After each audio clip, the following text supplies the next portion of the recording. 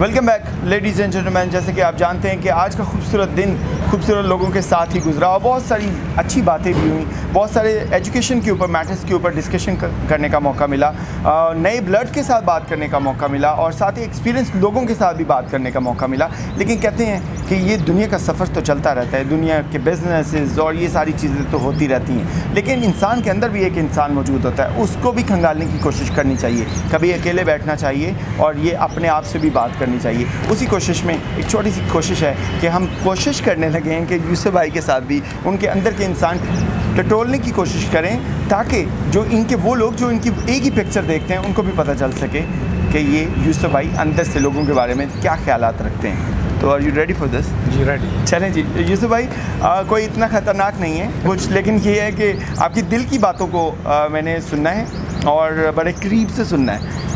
मुझे सबसे पहले ये जानना है कि यूसुफ जब तन्हाई में बैठते हैं तो उनके इर्द गिर्द कौन से ख्यालात बिज़नेस के अलावा मंडला रहे होते हैं? तन्हाई में जी जो ख्यालात आते हैं उनमें सबसे पहला ख्याल ये आता है कि हमें अल्लाह के लोगों के लिए कुछ करना चाहिए, और मैं इसके हवाले से बहुत ज़्यादा सोचता हूँ कि अल्लाह की मखलूक के जितना भी कोई काम आ सकें तो शायद इसी तरह हमारा रब हमसे राज़ी हो जाए। पहला ख्याल तो मेरे जहन में ये आता है। ठीक। दूसरा ख्याल जो आता है अक्सर वो ये कि अल्लाह ताला तौफीक दे तो बहुत जल्द हज पे जाएं।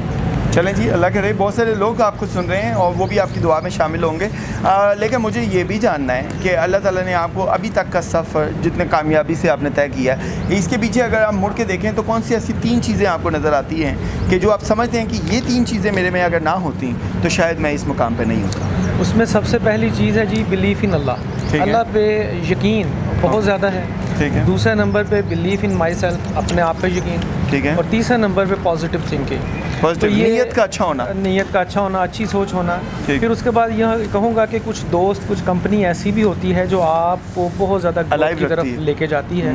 तो मेरे दोस्त, मेरी कंपनी, हमारे सुपीरियर ग्रुप में हमारे इवन चेयरमैन वो हमारे बड़े प्यारे दोस्त हैं। तो हम लोग उनकी कंपनी को बहुत एंजॉय करते हैं और बड़ा कुछ सीखते हैं, और यही हमारी ग्रोथ का एक बहुत बड़ा राज है। जब आपने सुपीरियर की बात की है, कौन सी ऐसी 3 चीज़ें और आप देखना चाहते हैं अपने इस कॉलेज के अंदर जो अगले 3 महीनों के अंदर होनी चाहिए जिसकी वजह से ये मज़ीद तरक्की करे?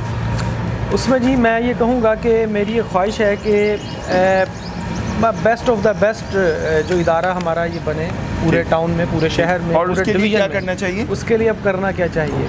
उसके लिए सबसे पहले नंबर 1 हमें खुद एक एग्जाम्पल सेट करनी चाहिए। मैं as a teacher, as a administrator, as a manager, as a regional director. फिर उसके बाद मैं अपनी टीम को एक एग्जाम्पलरी टीम बनाऊं कि वो बच्चों के लिए कुछ करें। फिर उसके बाद अपने स्टूडेंट को ऐसे स्टूडेंट बनाऊं कि पूरे टाउन में, शहर में, डिवीज़न में ऐसे स्टूडेंट ना हों। और ये अभी आप सोच रहे हैं कि मुझे ये नेक्स्ट 3 महीने के अंदर मुझे ये चीज़ें करनी है। अच्छा चलें, अल्लाह ताला इसमें मज़ीद, वो कहते हैं बरकत वाला एलिमेंट बहुत मैटर करता है। मुझे ये बताएं कि हर बंदा जो ज़िंदगी गुजारता है वो किसी ना किसी चीज़ से इंस्पायर हो रहा होता है, एडमायर हो रहा होता है। आपके नज़दीक आपकी इंस्पिरेशन क्या है?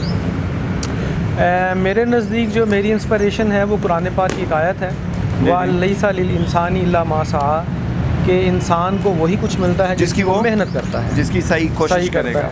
तो मेहनत हम सबको करनी चाहिए। लेकिन अगर मैं पूछूं कि आपकी पर्सनालिटी ऐसी कोई आपके जहन में कि जिससे आप बहुत इंस्पायर हैं, पॉलिटिशियन हो सकते हैं, उन पे तो शायद कोई बात नहीं है आप करना चाहेंगे, लेकिन फिर भी कोई ऐसा मैं अगर आज के दौर की बात करूं तो 2-3 लोगों के नाम मैं ज़रूर शेयर करूंगा। जी। उससे भी पहले सबसे पहले कि वो एक पर्सनालिटी जिससे मैं समझता हूँ पूरी दुनिया और कायनात के लोग इंस्पायर हैं और होना भी चाहिए, और आपके और हमारे आखिरी नबी हैं माशाल्लाह, हज़रत मोहम्मद सल्लल्लाहु अलैहि वसल्लम, क्योंकि उनकी ज़ात सबके लिए एक उसवा हसना है, मशर राह है। ठीक।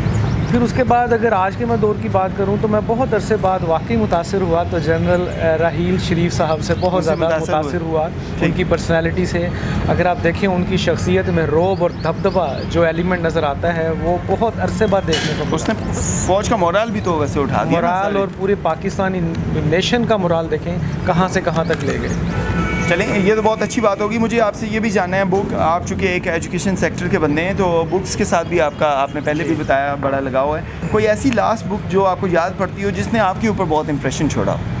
जी मैंने कुछ अर्सा पहले पढ़ी किताब उस किताब का नाम है अर्रहीकुल मख्तूम। ये दरअसल सीरत उन-नबी पर लिखी हुई है। ठीक है जी। और उस किताब को पढ़कर बहुत सारे ऐसे वाक़यात जो पहले नहीं पता थे वो पता चले, हसना से मुतल्लिक, वो पढ़े और उससे बहुत ही ज़्यादा सीखा। ठीक है।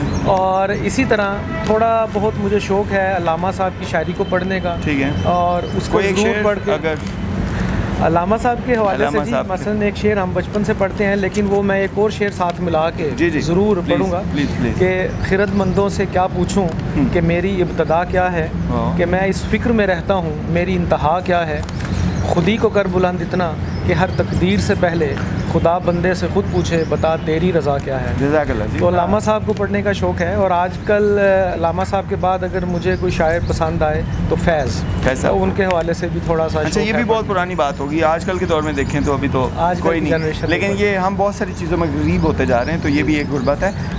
आखिरी क्वेश्चन है जी, लेकिन उसके बाद डेफिनेटली आपसे इजाज़त चाहेंगे।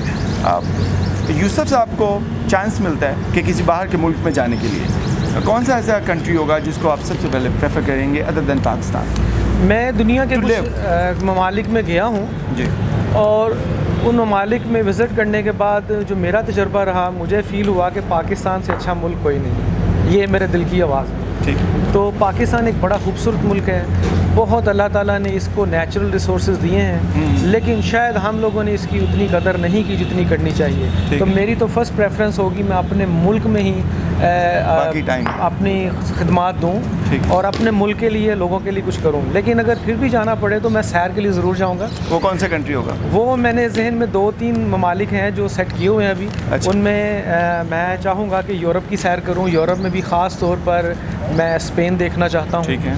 उसके बाद अगर कोई दूसरे नंबर पे आऊँ तो मैं अहराम मिस्र, उसका शौक़ है मुझे देखने का। और तीसरे नंबर पे चाइना बिल्कुल जी, ग्रेट वॉल ऑफ चाइना, वो मैं ज़बरदस्त तरीके से पिछले बहुत अच्छी खूबसूरत बातों का सिलसिला रहा आपके साथ यूसुफ भाई मैं कह रहा हूँ क्योंकि आपके साथ वो कहते हैं ना घंटों में बहुत सारी मुसाफतों का सफ़र जो है ना कभी कभी हो जाता है। तो ये बहुत अच्छी मुलाकात रही। इंशाल्लाह फिर भी कभी मौका मिलेगा तो आपके पास आएंगे। मैं जी FM 90 की पूरी टीम का, आपकी पूरी टीम का थैंकफुल कि आप लोग आए और बड़े प्रोफेशनल तरीके से आपने सारा मैनेज किया।